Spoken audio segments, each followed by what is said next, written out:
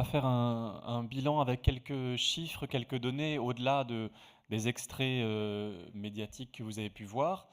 Comme vous l'avez vu, ça a été 5 années assez riches. Il y a eu des choses qui ont été faites, indéniablement, hein. On ne peut pas dire qu'il y a eu un désintérêt pour la question du logement, des lois qui ont été votées, l'augmentation du quota de la loi SRU de 20 à 25%, l'encadrement des loyers avec la loi Allure, des actions sur l'habitat indigne, les copropriétés, la prévention des expulsions. Là encore récemment, adopté en début 2017, la loi Égalité et Citoyenneté sur notamment le statut des gens du voyage, des quotas d'attribution de logements sociaux pour les personnes en difficulté, etc., etc. Donc au niveau législatif, il y a eu pas mal de choses qui allaient plutôt dans le bon sens. Après, sans entrer dans les détails, on ne peut pas dire qu'on ait eu affaire pendant le quinquennat à des attaques frontales qui allaient totalement à rebours de ce qu'on proposait. Donc c'est plutôt positif.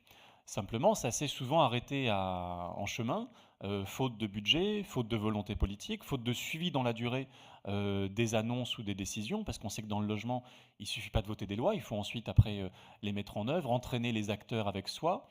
Et puis même parfois, il y a eu, on l'a vu dans ce quinquennat, des retours en arrière, une absence totale de continuité avec 3 ministres du logement différents en 5 ans, qui a quand même compliqué la lisibilité de l'action politique pendant ces 5 années. Donc on va voir quelques chiffres, voilà. Donc on a appelé ça un bilan en demi-teinte, hein. C'est pour dire qu'on était quand même très déçus, mais on ne peut pas dire que rien n'a été fait. Quand on compare avec les objectifs qui avaient été annoncés en 2012, ça avait été martelé partout, on construira 500 000 logements en plus chaque année pour venir à bout de la crise du logement. Donc c'était un objectif qu'on trouvait plutôt intéressant, même si évidemment il ne faut pas le sacraliser, parce qu'il n'y a pas d'objectif quantitatif à atteindre à tout prix dans n'importe quelle condition, mais enfin c'est pour donner un ordre de grandeur. En France, on a une démographie qui est très dynamique, et ne serait-ce que pour répondre aux nouveaux ménages qui se créent, à cause des naissances, des séparations, du vieillissement, il faudrait 350 000 logements en plus chaque année. Et puis en plus de ces 350 000 en plus, il faut des logements supplémentaires pour venir à bout de la pénurie existante aujourd'hui. Personne n'est vraiment capable de la chiffrer, mais enfin on entend souvent 800 000 logements qui manquent en France, et donc pour résorber ces 800 000 logements manquants, il faut construire davantage. On voit avec cette courbe qu'on n'a jamais atteint les 500 000 et qu'on s'en est même jamais vraiment approché. On a toujours été en dessous de 400 000. Donc la courbe là, cette dernière année remonte un petit peu. 377 000 mises en chantier au cours de l'année 2016, donc c'est plutôt satisfaisant, plutôt positif que ça remonte, mais on reste très loin des 500 000, et donc ça se matérialise par une pénurie, une tension très forte sur les marchés du logement dans les grandes agglomérations. Après, évidemment, nous, pourquoi on dit que 500 000, ce n'est pas un objectif en soi à atteindre? Parce que tout dépend de où on construit.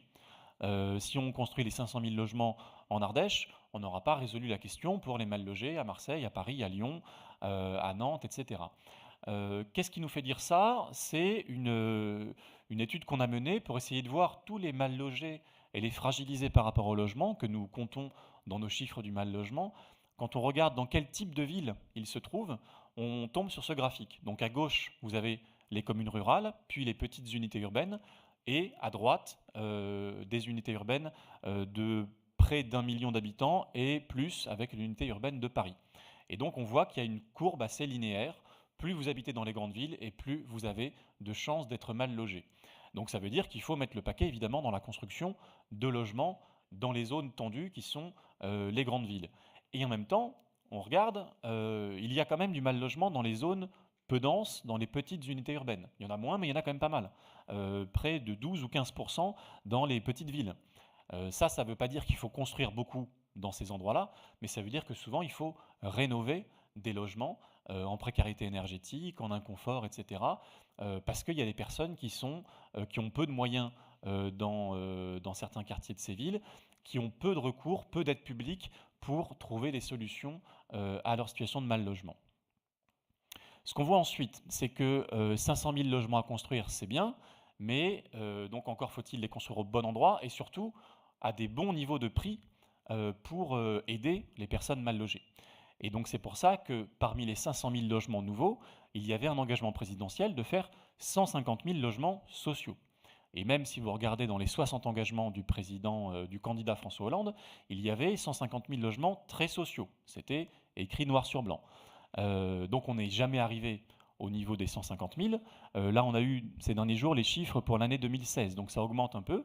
On atteint quasiment 125 000 ou 130 000 en incluant les DOM, 130 000 logements sociaux produits en 2016. Donc ça, c'est plutôt positif. C'est même des niveaux historiquement qui sont quand même bien plus élevés qu'au début de la décennie 2000, mais on n'est pas aux 150 000.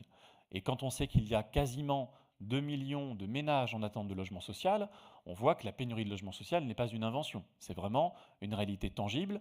Il y a des zones où il faut attendre en moyenne 8 ou 10 ans pour avoir accès à un logement social. La moyenne nationale, c'est 4 demandeurs pour une attribution de logement social. Donc il y a vraiment un besoin d'arriver à ces 150 000. Il y a des choses qui ont été faites aussi là-dessus, des décisions plutôt positives. La TVA est passée de 7% à 5,5%. Des fonciers ont été mis à disposition avec des prix décotés. Bon, ça c'était plutôt bien. Des exonérations de taxes foncières qui ont été poursuivies, très bien. Mais la promesse de François Hollande avait été de doubler les aides à la pierre, les subventions directes aux bailleurs sociaux pour construire ou rénover des logements sociaux. Ce qui s'est passé pendant ce quinquennat, c'est une division par 2 des aides à la pierre. On n'est même plus à 250 millions comme on l'a vu, mais à 200 millions d'aides venant directement de l'État, les autres 250 millions venant en fait des bailleurs sociaux à travers la mutualisation des fonds propres. Donc c'est bien que les bailleurs sociaux mutualisent, mais ça ne doit pas exonérer l'État de sa responsabilité de financer la construction vraiment sociale, sans quoi on n'atteint pas l'objectif.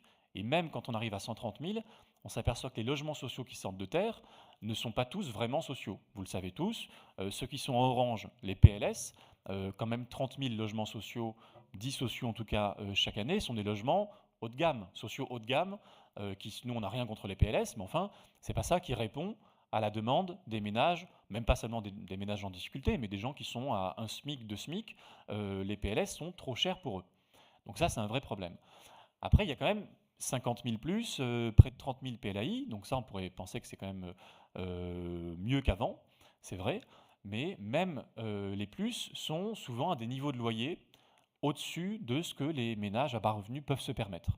Il y a 80% des plus, aujourd'hui, en France, qui dépassent les plafonds APL. Les plafonds APL, c'est un peu technique, mais c'est ce que la CAF prend en compte pour vous verser des APL.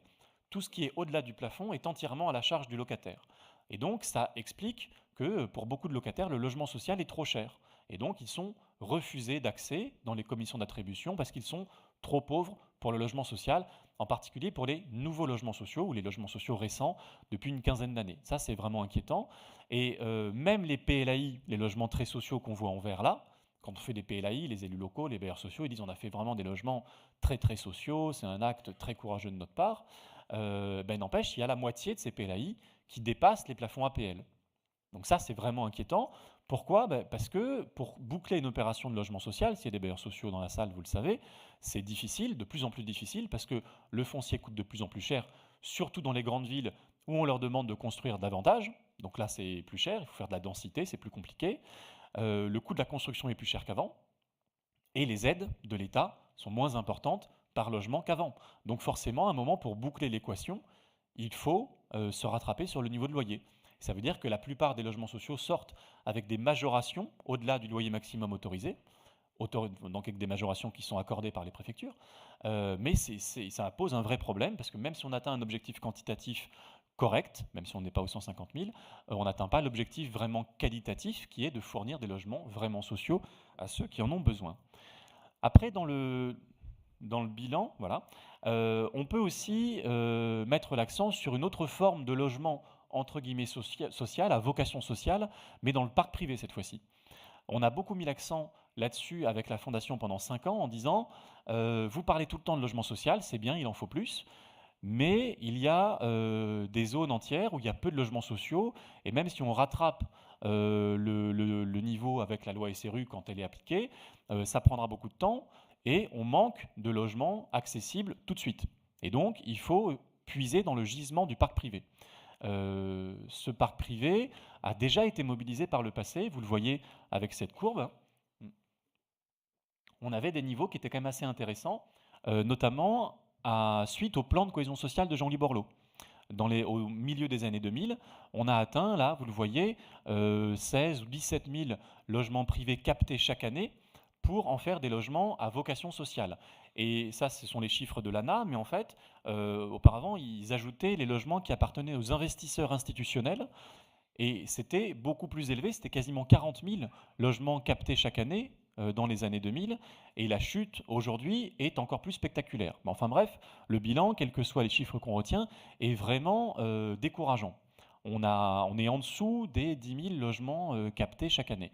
En plus, c'est un peu comme les logements sociaux, ils ont des niveaux de loyer très variables. Ceux qu'on voit en orange, ils sont beaucoup trop chers pour les ménages en difficulté. En gros, c'est au niveau du marché, parfois avec une petite décote par rapport au marché.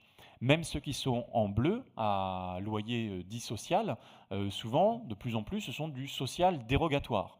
Et le social dérogatoire est à des niveaux de loyer beaucoup plus élevés que le niveau du logement social. Et donc, on loge assez peu de monde, en fait, parmi les ménages en difficulté, dans le parc privé conventionné aujourd'hui. Il y a eu quand même quelques avancées avec Solibail, qui a été mise en œuvre depuis quelques années. Il y a maintenant 25 000 logements, 25 000 places de Solibail en France, donc c'est plutôt positif. Mais ce sont souvent, la plupart du temps, de la sous-location, des logements en sous-location. Et donc les ménages qui y sont ont toujours un statut un peu d'hébergé. Ils ne sont pas vraiment chez eux de manière pérenne. Ça passe par de l'intermédiation locative sous forme de sous-location. Alors que nous faisons plutôt, nous, l'apologie du mandat de gestion pour avoir vraiment un bail au nom du locataire, même s'il y a une intermédiation, un accompagnement associatif et une aide publique pour ramener les loyers au niveau de ce qui est acceptable pour les ménages. Donc ça, c'est pas très positif. Une autre courbe qui, pour le coup, semble positive. Et on a vu Emmanuel Coste, la ministre du Logement, se féliciter à la fin du quinquennat d'avoir augmenté fortement le nombre de places d'hébergement. Bon, ça c'est vrai, on voit cette augmentation très forte, et même si on ajoutait 2016-2017, on aurait maintenant on est quasiment à 120 000 places d'hébergement en France. C'est un effort budgétaire important. Le budget de l'État pour l'hébergement d'urgence pendant le quinquennat, il a doublé. Donc c'est un vrai effort budgétaire. Seulement, est-ce que c'est vraiment une victoire d'avoir de plus en plus de personnes en hébergement? Évidemment, c'est mieux d'être en hébergement qu'à la rue, pour la plupart des gens, même s'il y a des gens qui refusent l'hébergement et qui préfèrent se débrouiller à la rue, sous des tentes, dans des bois. Donc peut-être que ces solutions ne sont pas si formidables que ça. Surtout pour les solutions qui sont celles qui augmentent le plus, qui sont les hébergements d'urgence en vert et les hébergements en hôtel en bleu clair. On voit que les formes d'hébergement en bleu foncé, insertion, stabilisation, qui sont les formes d'hébergement qui s'approchent le plus du logement, elles n'ont pas augmenté du tout. Ça reste très stable. Et donc on a une gestion dans l'urgence des situations urgentes, de l'urgence sociale, qui fait qu'on n'arrive pas à s'en sortir et que les ménages n'arrivent pas à s'en sortir, qui stagnent dans ces situations d'hébergement, qui tournent d'hébergement en hébergement, et c'est encore plus vrai avec l'hébergement d'urgence ou l'hébergement à l'hôtel, qui sont des solutions extrêmement insatisfaisantes pour les personnes, et notamment pour les familles, puisque vous le savez, on met beaucoup de familles en hébergement à l'hôtel, pas seulement dans les zones tendues, c'est évidemment très vrai en Île-de-France et dans les grandes agglomérations, mais on voit aussi des autorités locales qui ouvrent des places à l'hôtel dans des zones totalement détendues, où avec un peu de jugeote, un peu d'effort, on pourrait trouver des vrais logements captés dans le privé, logements sociaux, pour ne pas commencer cette addiction à l'hébergement hôtelier, qui est une vraie drogue pour la puissance publique, qui a le désavantage d'être très coûteux, mais qui a l'avantage d'être très simple à mettre en œuvre, parce qu'on passe un coup de fil à l'hôtel, il ouvre des places en urgence. Ce qu'on n'a pas réussi non plus à faire, c'est sortir de la gestion au thermomètre. Chaque année, la ministre du Logement dit on va en finir avec la gestion au thermomètre, et chaque année, il y a un plan d'urgence pour l'hiver, qui sort en général au mois de novembre-décembre, dès qu'il commence à faire froid, pour ouvrir des places de mise à l'abri qui vont fermer, là, ces jours-ci, des milliers de places en moins, comme si les gens avaient un problème de logement simplement en hiver, comme si les SDF mouraient à la rue simplement en hiver. C'est pas vrai. Les chiffres du collectif des morts de la rue montrent qu'on meurt à la rue autant en hiver qu'au printemps, qu'en été, à l'automne. Plus d'une personne identifiée par jour meurt à la rue. 500 personnes identifiées par le collectif des morts de la rue meurent chaque année en France. Et en fait, c'est une petite partie des morts de la rue, puisque en recoupant avec d'autres chiffres, c'est un chiffre que vous avez vu dans la rétrospective, on estime qu'il y a plus de 2000 personnes qui meurent de la rue chaque année en France. Donc là, si la seule solution qu'on leur propose sont des solutions de mise à l'abri, d'hébergement en urgence, on sait que ça ne marchera pas.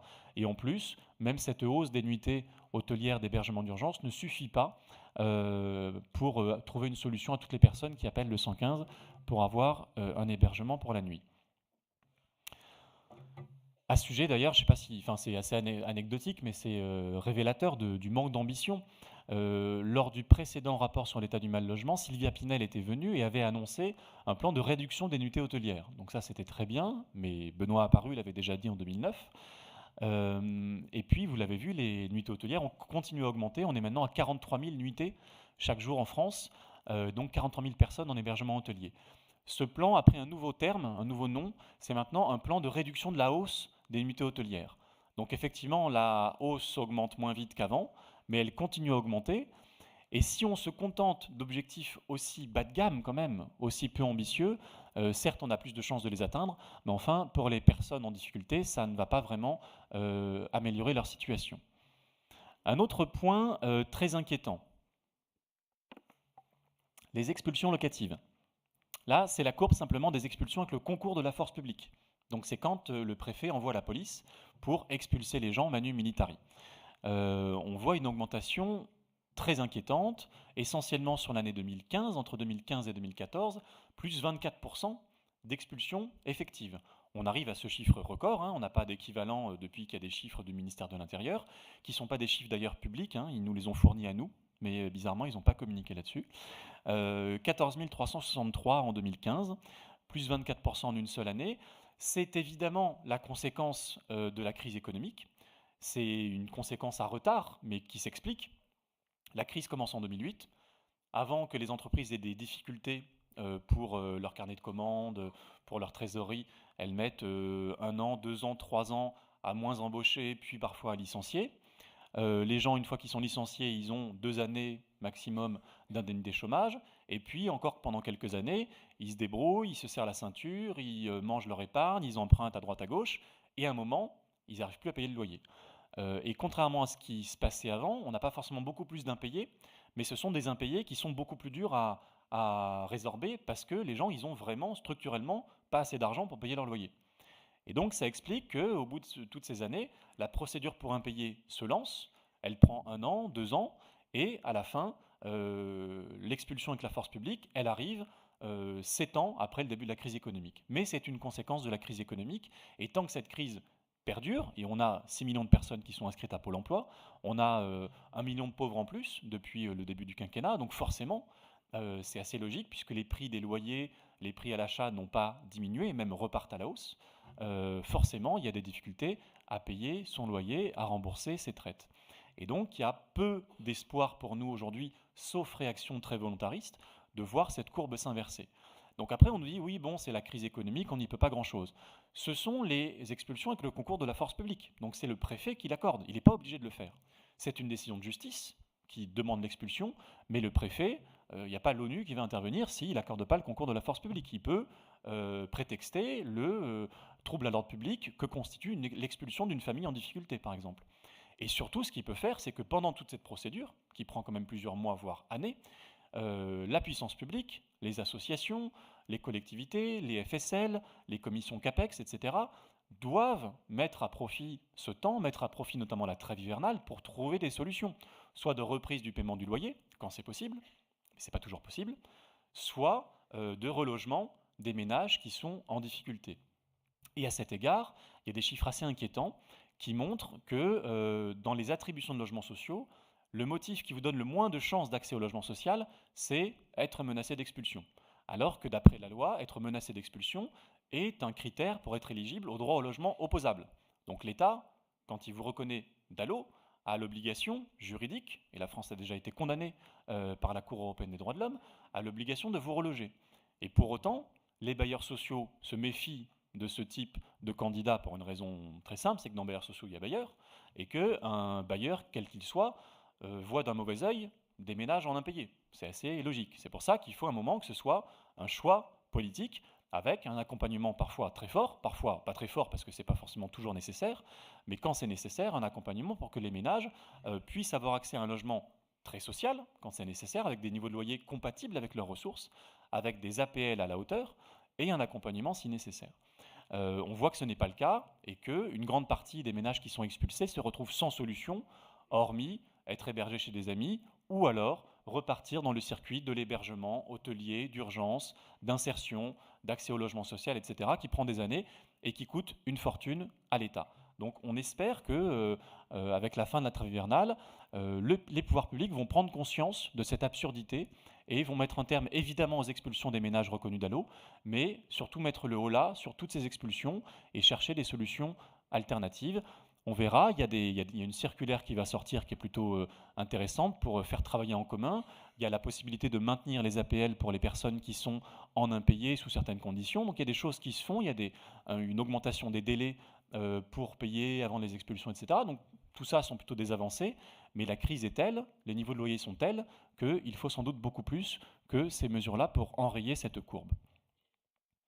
Ce qu'on voit ensuite, je le disais, c'est que tout ça se déroule sur un fond d'évolution des prix extrêmement inquiétante. En France, comme dans d'autres pays, on a connu dans les années 2000 une hausse des prix à l'achat, c'est la courbe en rouge, mais aussi une hausse des loyers dans le parc privé, c'est la courbe en bleu ciel, et aussi une hausse des prix des énergies. Et donc tout ça concourt au prix du logement, au taux d'effort qui s'accroît essentiellement pour les ménages des premiers déciles de revenus de la population. Donc par rapport à ça, qu'est-ce qui a été fait pour modérer le coût du logement pour les ménages? Il y a eu plusieurs choses.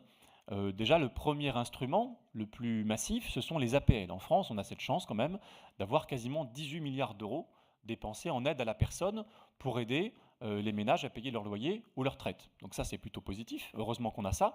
C'est d'ailleurs un amortisseur de crise très important, ces dépenses publiques, dépenses socialement très bien ciblées, puisque dès que vous dépassez un SMIC,1, vous n'avez plus droit aux APL, contrairement à ce qu'on peut entendre parfois. Donc il n'y a pas d'abus dans ce sens-là. Ce qui nous a quand même chagriné pendant ce quinquennat, c'est que le gouvernement a continué, comme les gouvernements précédents, à essayer de maîtriser la hausse des APL en prenant diverses mesures, parfois un petit peu mesquines. On a arrondi à l'euro inférieur les prestations mensuelles versées aux allocataires des APL. Ça a l'air de rien, mais sur 18 milliards d'euros, ça fait quand même 200 millions ou 300 millions d'économies chaque année. On a reporté dans le temps l'indexation sur l'inflation. Là aussi, quelques centaines de millions d'euros économisés. On est allé chercher si les allocataires APL ne seraient pas peut-être trop riches. Et donc ceux qui ont un petit patrimoine, on leur diminue, voire on leur supprime les APL. On est allé regarder si peut-être ils ne se paieraient pas des logements trop chers pour eux, trop beaux pour eux. Et donc les allocataires APL qui ont des loyers trop élevés voient leurs APL diminuer, voire supprimer.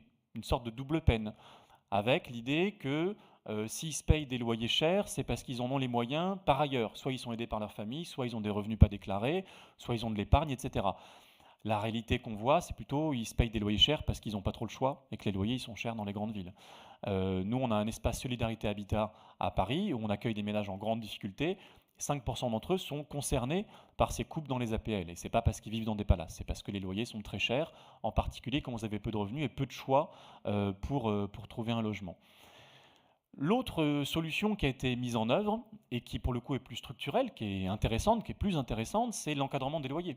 De se dire on ne peut pas accepter encore et encore cette hémorragie des loyers qui ont augmenté de plus de 50% dans les années 2000 dans les grandes agglomérations, au détriment des locataires du parc privé et au profit de leurs bailleurs. Et donc avec un appauvrissement très rapide des ménages locataires du parc privé, qui sont les premières victimes de la hausse des prix dans l'immobilier.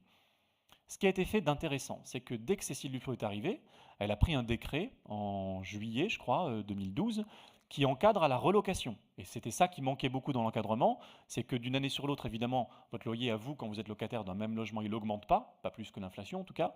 Mais en revanche, quand il y avait un changement de locataire, là, c'était bingo, le bailleur pouvait fixer au niveau qu'il voulait le loyer. Et donc c'est là qu'on voyait des hausses de 8, 10, 15%. Et la hausse moyenne, en fait, était alimentée par ces hausses à la relocation. Donc là, c'est plus possible depuis 2012 dans les zones tendues. Donc ça, c'est plutôt très bien. Encore faut-il le savoir. Encore faut-il connaître le loyer du locataire précédent, ce qui n'est pas toujours le cas. Maintenant, ça doit être inscrit dans le bail, donc il faut vérifier. Il y a ça. Après, ce qui a été vraiment débattu, ce qui était encore plus ambitieux, c'est d'avoir un vrai encadrement des loyers, comme en Allemagne, pas seulement un encadrement de la hausse du loyer d'un même logement, mais un niveau maximal de loyer au mètre carré à ne pas dépasser, quartier par quartier, type de logement par type de logement, dans les zones tendues. Donc ça a été tout le débat de la loi Allure. Ça a duré des mois et des mois. Il y a eu 4 lectures au Parlement. Il y a eu un compromis qui a été adopté, qui était, qui nous semblait trop modéré. On aurait aimé avoir un encadrement plus fort pour vraiment faire baisser les loyers dans les grandes agglomérations. Ce n'est pas ce qui a été retenu. Ce qui a été retenu, c'est décréter les loyers qui sont les plus élevés, qui sont les plus aberrants. Donc on prenait le loyer médian d'une zone et on demandait aux bailleurs de ne pas dépasser de 20% ce loyer médian. Donc c'est vraiment raisonnable. Et même au-delà de 20%, il y avait des autorisations si le complément de loyer est justifié par une caractéristique particulière du logement, vue sur le Vieux-Port, sur la Tour Eiffel, terrasse de 50 mètres carrés, des choses comme ça. Bon, ça peut arriver. Donc c'était un encadrement assez souple, qui n'est pas une attaque frontale contre les propriétaires. Ça devait être mis en œuvre dans 1141 communes, et depuis le 1er août 2015, c'est mis en œuvre dans une commune, à Paris, et puis depuis février, dans 3 communes, Lille et 2 petites communes limitrophes. Donc c'est vraiment en deçà de ce qui était, non pas promis, mais voté dans la loi.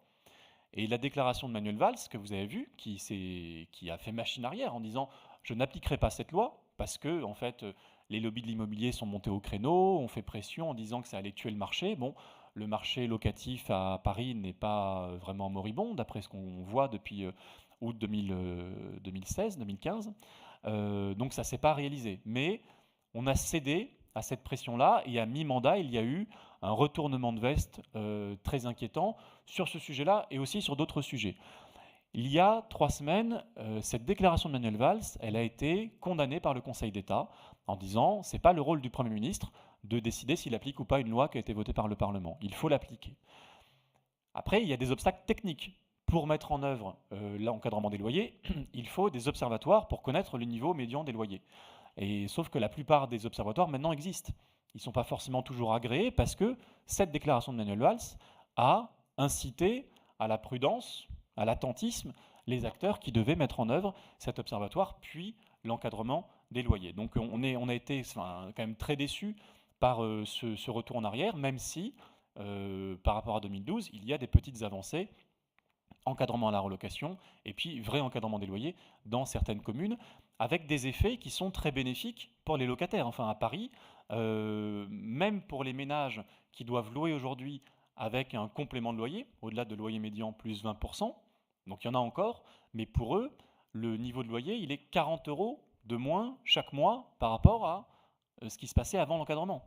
Donc malgré tout, une mesure qui rapporte 40 € par mois à des ménages, qui coûte rien comme mesure, hein, donc c'est juste une décision, c'est toujours bon à prendre. Donc la question de l'encadrement des prix, de la régulation des marchés s'est arrêtée à mi-chemin, alors que c'était la solution structurelle pour éviter, avec évidemment la construction pour diminuer la tension, la solution structurelle pour diminuer les coûts du logement pour les ménages à bas revenus. Un autre aspect du coût du logement et des inégalités de plus en plus fortes face au logement, c'est l'accès à la propriété, qui dessine un accès très différent au destin résidentiel, à la manière de choisir son mode d'habiter, locataire ou propriétaire, sa zone d'habitation. Et en fait, on s'en aperçoit, enfin on s'en souvient peut-être pas toujours, mais dans les années 70, quel que soit votre niveau de revenu, là c'est des courbes qui décrivent 4 quartiles, les 4 quarts de la population selon leur niveau de revenu. En haut, en vert, c'est les plus riches, en rouge, en bas, c'est les plus pauvres. Vous voyez qu'en 73, ils étaient propriétaires, en tout cas les 25-44 ans, à peu près à un niveau équivalent, quoi, 33% pour les plus pauvres, 42% pour les plus riches. Donc, c'était pas si discriminant qu'aujourd'hui, votre niveau de revenu pour accéder à la propriété ou pas. Depuis 30 ans, ça a explosé cette inégalité. Et donc, ceux qui sont du quart le plus riche, les jeunes actifs du quart le plus riche, eux, ont bien compris que l'accession à la propriété, quand on en a les moyens, dans de bonnes conditions de crédit, comme c'est le cas aujourd'hui, c'est une bonne affaire, parce que les prix ils augmentent. Et ceux qui ont acheté au début des années 2000, qui ont eu la chance de pouvoir acheter au début des années 2000, ont vu leur patrimoine doubler ou tripler sans aucun effort. alors que ceux qui n'ont pas pu acheter, qui sont restés locataires dans le parc social ou dans le parc privé, essentiellement les ménages à bas revenus, eux, leur patrimoine, il n'a pas bougé. Et ils se sont même appauvris parce qu'ils ont dû payer des loyers de plus en plus élevés. Et donc ça dessine des inégalités très fortes au sein d'une même génération, qui vont ensuite se reproduire de génération en génération à travers le mécanisme de l'héritage, des donations, qui est alimenté, qui est de plus en plus élevé, parce que les prix de l'immobilier ont beaucoup augmenté. Et très peu de choses ont été faites pour éviter ces inégalités de destin, de fortune selon les familles. Je rappelle un montant, les flux de succession chaque année, c'est 200 milliards d'euros. C'est une fortune colossale qui creuse les écarts entre les plus pauvres et les plus riches, non pas parce que les plus riches travaillent mieux, font plus d'études, etc., mais parce qu'ils héritent de leurs parents cette fortune, en plus d'hériter en général d'un capital scolaire, d'une situation sociale, économique plus favorisée. Et donc ça va accentuer ces écarts-là. Juste un chiffre quand même, en ligne directe, la moyenne de la taxation des donations et successions, c'est 3% du montant hérité. Donc c'est rien du tout. En général, au-delà de seulement la ligne directe de parents vers enfants, c'est 5%. Et donc là, on a un gisement quand même qui est très important. Évidemment, on ne va pas spolier tous les héritages, ce n'est pas la question, mais entre 3% et un peu plus, il y a un peu de marge pour corriger ces inégalités qui n'ont aucune justification, qui sont simplement l'effet de la chance de tomber dans une bonne famille et de la chance de tomber dans une bonne famille qui a acheté au début de la bulle immobilière. C'est ça le critère qui différencie les destins immobiliers entre familles riches et familles pauvres. C'est quand même, ça n'a pas grand-chose à voir avec le mérite, même si le mérite, on peut en discuter. Un autre point qui a trait au coût du logement, c'est le prix des énergies. On a vu que ça avait beaucoup augmenté, que la précarité énergétique avait beaucoup augmenté. Par rapport à ça, il y a des choses qui ont été faites par le gouvernement en termes de rénovation thermique. Ça avait été déjà d'ailleurs lancé sous le gouvernement précédent avec le Grenelle de l'environnement. Il y a eu une prise de conscience qu'il fallait rénover davantage thermiquement les logements, notamment les logements des ménages à bas revenus. Et donc, il y a ce programme Habiter mieux de l'ANA qui est monté en puissance. Donc, on est parti quasiment rien. Et aujourd'hui, on est arrivé en 2015 à 45 000 logements rénovés. Et en plus, la loi de transition énergétique votée en 2015 a dit on continue, on accroît l'objectif. En 2016, il faut arriver à 70 000 et à 100 000 en 2017 pour rénover les logements des ménages à très bas revenus, avec un effort financier en termes de subventions important. Bon, donc c'était bien d'avoir cette ambition. On s'est aperçu cependant que en 2016, ça avait baissé. On est retombé à 41 000 logements. Et qu'en plus, ça concerne essentiellement les propriétaires occupants et très peu les locataires, notamment les locataires du parc privé. Pourquoi ? Parce que les bailleurs, eux, n'ont pas tellement d'intérêt d'incitation à rénover le logement, puisque ce n'est pas eux qui vont profiter du confort et des baisses sur les factures d'énergie. Et que le locataire, lui, qui aurait intérêt, n'a aucun moyen de rénover un logement qui ne lui appartient pas. Donc c'est pour ça que la courbe là, en bas, en bleu ciel, elle augmente.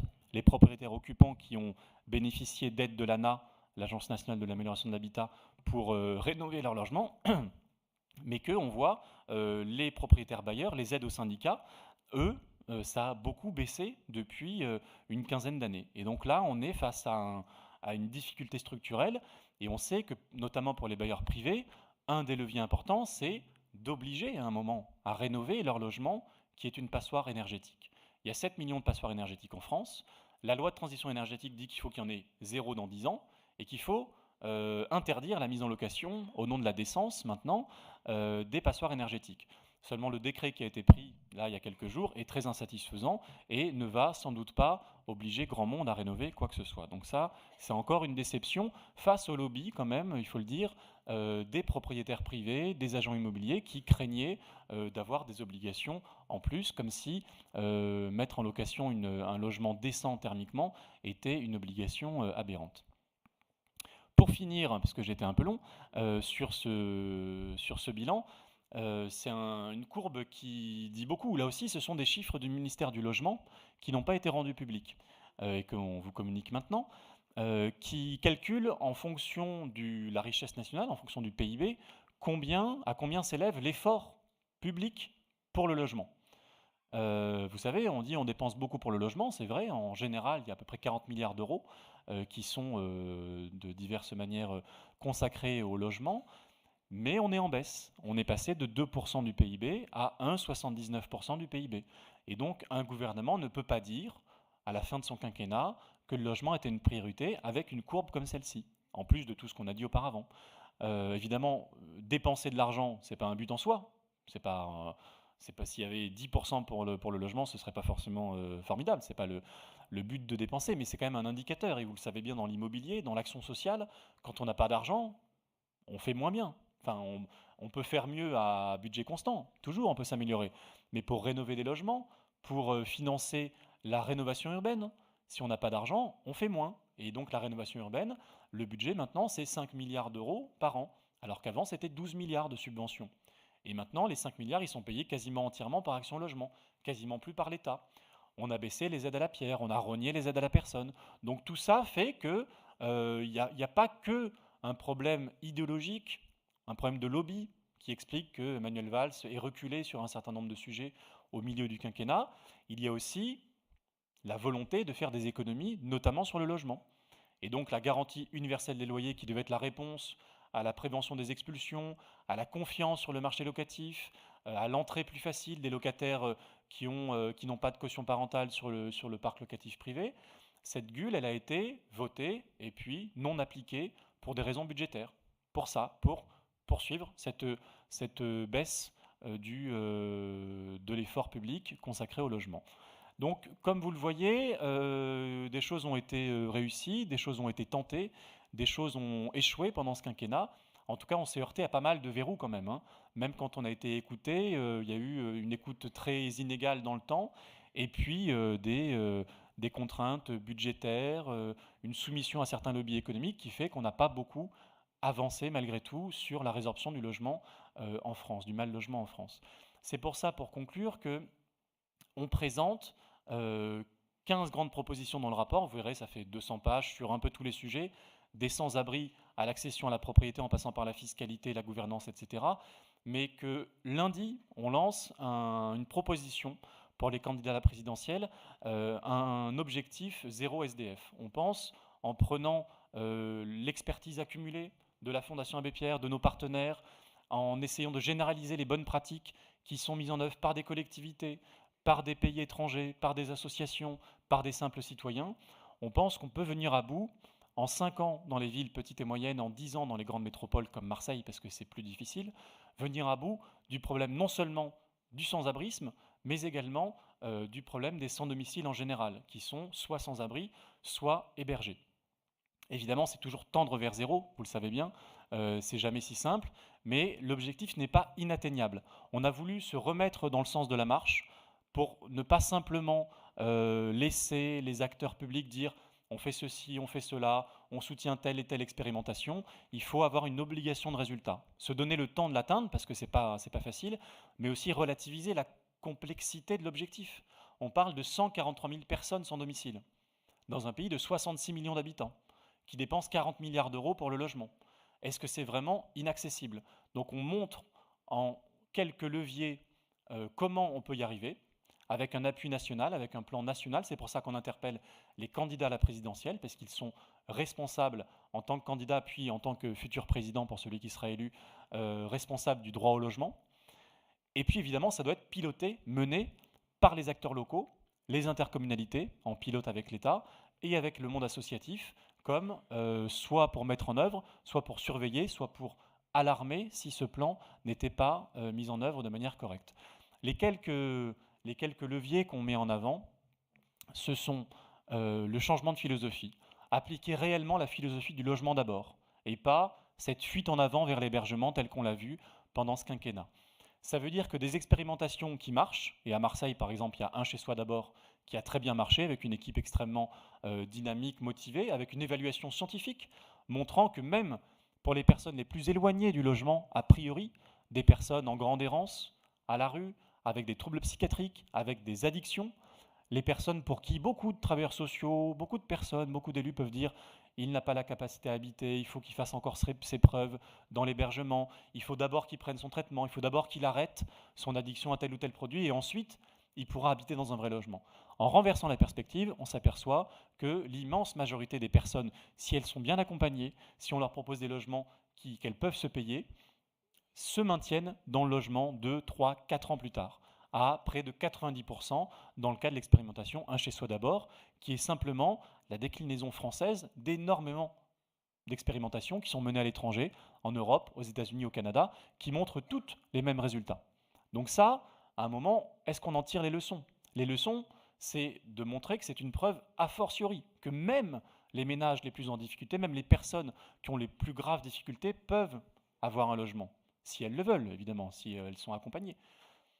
Mais du coup, la tendance qu'on a vue parfois, c'est de dire on va continuer Un chez soi d'abord, on va l'étendre à d'autres villes, donc très bien.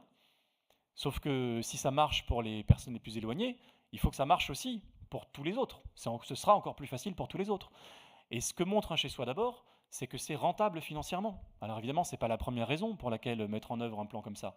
Mais enfin, là, on serait vraiment les derniers des idiots de ne pas poursuivre un plan qui loge les personnes qui sont à la rue, pour éviter qu'elles meurent à la rue, pour qu'elles puissent se reconstruire, pour qu'elles puissent reprendre des soins, se poser, reprendre des liens familiaux, mais qu'en plus, ça rapporte de l'argent. Pourquoi ça rapporte de l'argent? Pour une raison toute simple, c'est que ces personnes-là passent moins de temps à l'hôpital.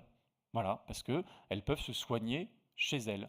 Et évidemment, quand on est à la rue, toute tentative de soins, elle est quasiment désespérée. Et pourtant, on fait quand même des séjours à l'hôpital. Et vous le savez peut-être, mais les médecins sont mieux payés que les travailleurs sociaux. Et c'est une des raisons majeures qui fait que c'est plus rentable économiquement pour la puissance publique de payer des travailleurs sociaux plutôt que de payer des médecins. Et surtout, ça correspond aux aspirations des personnes. Les personnes n'aspirent pas à passer leur vie à l'hôpital ou à mourir à la rue. Elles aspirent à se reconstruire une vie à elles dans un logement pérenne. Et là, c'est une limite d'un chez soi d'abord, c'est que ce sont souvent des logements en sous-location et pas assez souvent des logements pérennes, même si après, souvent, ça peut se transformer en logement pérenne. Donc on essaie de mettre en avant ce changement de philosophie, qui est la philosophie officielle, mais qui n'est pas la philosophie mise en œuvre sur le terrain, puisqu'on voit que le budget du logement social a été diminué par 2, pendant que le budget de l'hébergement d'urgence était doublé. L'autre point, en allant un peu plus vite, ce sont les attributions de logements sociaux. Là, on ne s'en rend pas compte forcément toujours, mais en France, on a un trésor qui sont les attributions de logements sociaux. On a 5 millions de logements sociaux, ça veut dire 500 000 attributions chaque année. 500 000 logements attribués d'un côté, 143 000 personnes sans domicile de l'autre. On peut mettre, vous le savez, plusieurs personnes dans un logement. Donc, a priori, même si tout cela est théorique, hein, évidemment, les sans domicile ne sont pas forcément toujours à l'endroit où il y a les attributions de logements sociaux, mais enfin, grosso modo, c'est dans les grandes villes, et dans les grandes villes, il y a des logements sociaux. Donc, flécher une plus grande partie des attributions vers les personnes sans domicile, en sortant du postulat qu'elles ne peuvent pas avoir accès au logement social, serait une possibilité de leur trouver des logements juste en changeant les attributions. Donc c'est pas la révolution, c'est pas construire davantage de logements, c'est en utilisant mieux l'existant. Évidemment, c'est difficile à faire. Pourquoi c'est difficile? Parce qu'il y a déjà une paupérisation du parc social, assez rapide même, hein. Donc pour les bailleurs sociaux, ce sont des défis en plus, c'est plus compliqué. Ce sont des ménages qui auront peut-être plus d'impayés, un peu plus, peut-être qui auront besoin d'avoir des loyers plus bas, et donc ça veut dire financer aussi des baisses de loyers, quand c'est nécessaire, par la puissance publique, ou en mutualisant les efforts entre bailleurs sociaux. Mais ce n'est pas un obstacle impossible à franchir. La moyenne du parc social, les loyers, c'est 5 ou 6 euros. Donc avec les APL, quand vous avez les minima sociaux, ça peut passer quand même. Donc il y a énormément de logements sociaux à bas loyer aujourd'hui qui tournent et qui peuvent profiter davantage aux personnes sans domicile et de manière générale aux personnes en exclusion les plus mal logées. Après, évidemment, il faut produire davantage de logements sociaux parce que si on garde simplement ces 5 millions de logements sociaux, même en faisant entrer les sans domicile, les personnes les plus exclues, les ménages à bas revenus tels que le prévoit maintenant la loi égalité et citoyenneté, il n'y a pas qu'eux qui ont besoin d'un logement social. Il y a aussi classe populaire en général, classe moyenne qui ont du mal à se loger. Donc il faut un peu d'air. Il faut accroître ce parc. Et donc c'est pour ça qu'on revient sur ces 150 000 logements sociaux. On s'accroche à cet objectif en disant il faut 150 000 logements vraiment sociaux qui sortent sous plafond APL, avec donc des aides à la pierre accrues et un respect des obligations de la loi SRU pour construire ces logements vraiment sociaux, pas toujours au même endroit, mais on sait que la loi SRU est de mieux en mieux respectée. Il faut continuer et être vraiment sévère, notamment dans la région PACA, pour que tous les maires respectent cette obligation-là. Il y a aussi ce plan qu'on a proposé au ministère du Logement il y a quelques mois pour la mobilisation du parc privé à vocation sociale. On en parlait, les chiffres, le bilan n'est pas bon. On est descendu à moins de 10 000. Nous, on veut revenir au niveau de 40 000 tel qu'on l'a connu il y a quelques années. Ce n'est pas impossible. On pense qu'il y a beaucoup de bailleurs privés qui seraient tout à fait partants s'ils étaient au courant, s'ils étaient rassurés, s'ils étaient indemnisés correctement pour confier leur logement privé, pour le confier à des associations et le louer ensuite à des ménages à bas revenus. Et donc avec des niveaux de loyer vraiment au niveau du logement social, 6-7 euros du mètre carré, mais avec des dispositifs beaucoup plus efficaces que ce qui existe aujourd'hui. Donc on a fait des propositions très opérationnelles, très précises, après avoir consulté toutes les parties prenantes de ce sujet, agences immobilières à vocation sociale, associations, pouvoirs publics, etc., l'ANA, l'ANIL. Dans la plupart des villes en France, on a désormais des observatoires des loyers qui peuvent permettre, quartier par quartier, type de logement par type de logement, de dire quel est le niveau de loyer médian. Et c'est à partir de ça qu'il faut calculer l'effort réalisé par un bailleur qui met à disposition son logement à 5 ou 6 euros du mètre carré et indemniser une partie de cet effort sous forme de crédit d'impôt en fonction du marché tel qu'il est. Et le reste de la compensation doit prendre la forme d'une gestion locative totalement prise en charge, des impayés totalement garantis, des réparations et des risques de vacances totalement pris en charge, avec en plus une exonération de taxes foncières, comme les bailleurs sociaux. Si on pratique le même niveau de loyer pour des ménages en difficulté, c'est normal que les bailleurs privés aient droit, pendant la durée de la convention, à l'exonération de taxes foncières, plus éventuellement une prime locale si la collectivité qui est pilote veut booster ce sujet-là. On a obtenu à la fin du quinquennat des bouts de cerise, de queue de cerise du gouvernement pour ajuster à la marge des dispositifs fiscaux qui existaient. Donc maintenant, on a le louer abordable, le COS, et en fait, ça a été accordé par Bercy. On a vu les notes internes de Bercy disant que de toute façon, ça ne coûterait rien en plus, sous-entendu parce qu'il n'y aura pas de logement mobilisé en plus, parce que c'est très proche de l'existant, et que je ne sais pas si vous avez vu de la communication autour de ça. Moi, j'en ai pas vu beaucoup d'affiches disant allez vers louer abordable si vous êtes bailleur privé. En tout cas, ce serait une manière de rassurer les bailleurs, de trouver des solutions, même là où il n'y a pas de logements sociaux pour les ménages les plus en difficulté. Et ça permettrait aussi de résoudre une partie de la question des logements vacants dans les agglomérations, qui sont vacants parce que certains bailleurs, amateurs, vieillissants, ont peur de mettre en location, parce qu'on ne sait pas trop ce qui va arriver quand on ne connaît pas, il y a quand même plein de règles à respecter. Et là, s'ils n'ont qu'à signer au bas de la feuille pour confier pendant 3, 6 ou 9 ans leur logement à une association, on pense que ça pourrait intéresser 40 000 bailleurs chaque année. Les deux derniers points, c'est évidemment une prévention des expulsions locatives pour arrêter avec cette aberration des expulsions. Il a été montré en Charente-Maritime, en Autriche, en Allemagne, qu'un euro mis sur la prévention des expulsions était un euro qui était bien utilisé, bien investi et qui coûte moins cher que des euros qui sont ensuite mis en œuvre pour expulser, ça coûte cher d'expulser des gens, et pour les réhéberger, les reloger pendant des années. Donc ça, ce serait une politique tout simplement raisonnable de réduire drastiquement le nombre de logements d'expulsion sans relogement. Et puis la question qu'on ne peut pas laisser, quand on parle d'un plan zéro SDF, qu'on ne peut pas laisser inabordée, c'est celle de l'accueil des migrants. Le gouvernement essaie de dire qu'il n'y a pas de concurrence des publics, mais évidemment, quand il y a davantage de personnes qui arrivent, même s'il faut relativiser l'afflux, mais enfin, il y a davantage de demandeurs d'asile, de primo-arrivants ces dernières années en France, et qu'ils sont laissés sans solution, évidemment, vont taper à la porte de l'hébergement généraliste, de l'hébergement d'urgence, et plus il y a de demandes, à un nombre de places restreint, et plus il faut faire des choix pour trier parmi les demandeurs. Donc c'est évidemment très délétère, et cette question de l'accueil des migrants doit prendre plusieurs formes en fonction des situations de ces personnes-là. Pour les demandeurs d'asile, leur place légitime, c'est en CADA, donc il faut davantage de CADA, et pas forcément multiplier les formes d'hébergement dérogatoires, provisoires, transitoires, qui sont souvent porteurs d'atteinte aux droits, en tout cas d'illisibilité du programme d'accueil des demandeurs d'asile.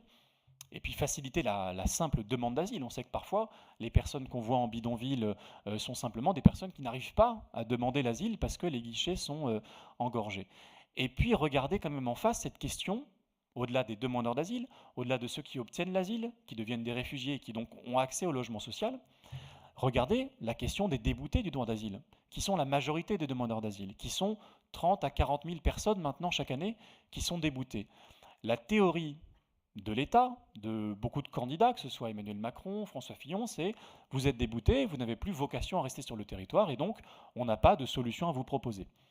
Vous savez qu'en France, on a le principe de l'hébergement et de l'accueil inconditionnel, qui a été rogné par le Conseil d'État pour justement répondre ou pour ne pas répondre aux déboutés du droit d'asile. Et le Conseil d'État a dit noir sur blanc, vous avez droit à l'hébergement inconditionnel le temps de préparer votre retour au pays. Donc évidemment, c'est assez restreint. Et donc, au nom de cette pénurie, au nom de cet accroc à un droit inconditionnel qu'on avait gagné, il y a de plus en plus de personnes qui restent à la rue, faute de place. Extrêmement inquiétant, François Fillon, dans son programme, a proposé non seulement qu'on puisse ne pas accorder un hébergement inconditionnel aux personnes déboutées, mais qu'on interdise l'hébergement inconditionnel, l'hébergement d'urgence pour les familles déboutées. Et donc, il a promis noir sur blanc aux Français de laisser à la rue des femmes, des enfants, des hommes, parce qu'ils n'ont pas les bons papiers. Ça, c'est extrêmement inquiétant. Nous, on n'est pas une association sur les flux migratoires. On n'a pas de position pour dire est-ce qu'il faut accueillir 50 000, 100 000, 200 000 personnes en plus ou en moins chaque année. Est-ce qu'il faut reconduire à la frontière ou pas. Bon, on a nos convictions les uns les autres.